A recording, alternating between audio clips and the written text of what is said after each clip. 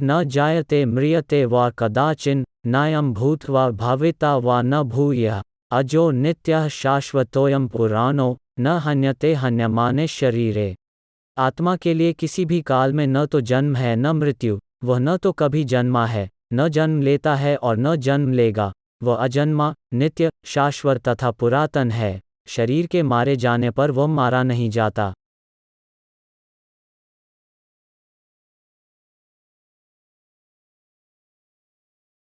जय श्री कृष्ण।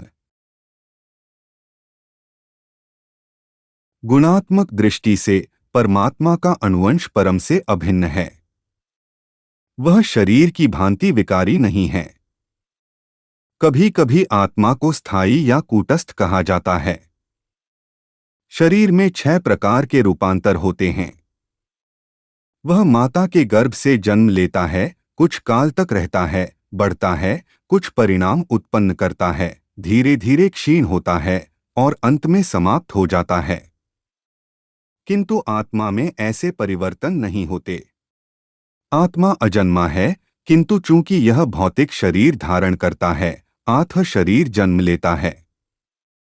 आत्मा न तो जन्म लेता है न मरता है। जिसका जन्म होता है उसकी मृत्यु भी होती है। और चूंकि आत्मा जन्म नहीं लेता, आत्मा उसका न तो भूत है, न वर्तमान, न भविष्य, वह नित्य शाश्वत तथा सनातन है, अर्थात उसके जन्म लेने का कोई इतिहास नहीं है। हम शरीर के प्रभाव में आकर आत्मा के जन्म, मरण आदि का इतिहास खोजते हैं। आत्मा शरीर की तरह कभी भी वृद्ध नहीं होता है। आत्मा तथाकथित वृद्ध पुरुष भी अपने बाल्यकाल या युवावस्था जैसी अनुभूति पाता है। शरीर के परिवर्तनों का आत्मा पर कोई प्रभाव नहीं पड़ता। आत्मा वृक्ष या किसी अन्य भौतिक वस्तु की तरफ क्षीण नहीं होता। आत्मा की कोई उपसृष्टि नहीं होती। शरीर की उपसृष्टि संतानें हैं और वे भी विशिष्ट आत्माएं हैं, और शरीर के कारण वे किसी न किसी की संतानें प्रतीत होते हैं। शरीर की वृद्धि आत्मा की उपस्थिति के कारण होती है, किंतु आत्मा के न तो कोई उपवृद्धि है न ही उसमें कोई परिवर्तन होता है। आत्मा शरीर के 6 प्रकार के परिवर्तन से मुक्त है। कठोपनिषद में पहले अध्याय के दूसरे भाग में 18वें श्लोक में इसी तरह का एक श्लोक आया है।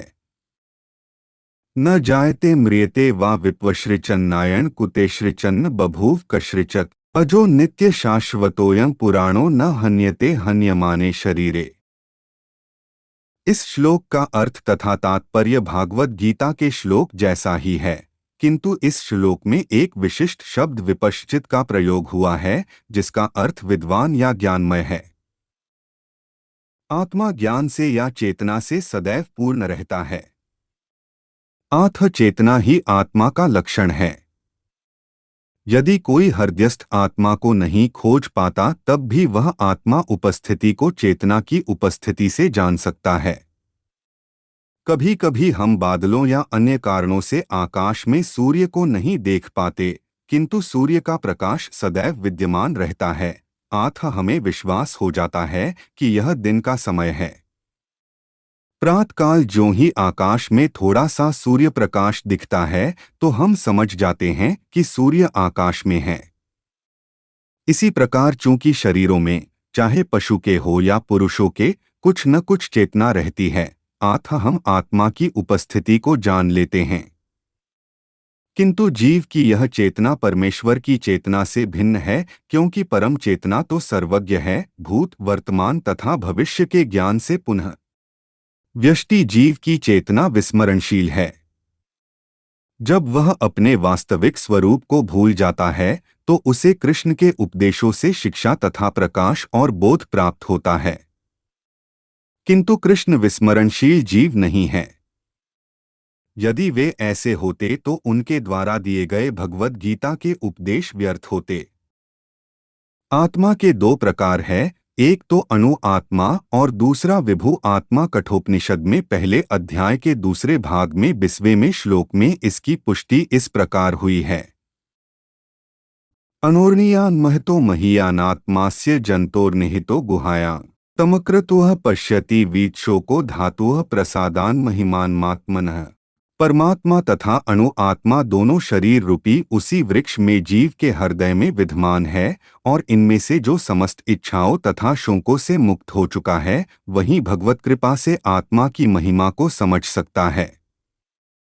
कृष्ण परमात्मा के भी उद्म है, जैसा कि अगले अध्यायों में बताया जाएगा, और अर्जुन अणु आत्मा के समान है जो अपने वास्तविक स्वरूप को भूल गया है।